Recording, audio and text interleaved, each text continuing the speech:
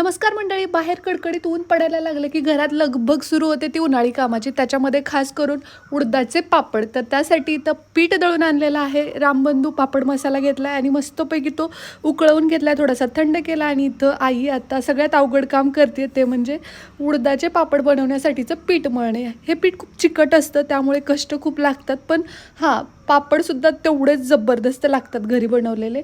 आता केळीच्या पानामध्ये हे ठेवलेत आणि हे नंतर थोड्या वेळाने म्हणजे साधारण 2 तासानंतर ते चेचून घ्यायचे. चेचून घेतल्यानंतर त्याच्या छान अशा लाट्या बनवायच्या.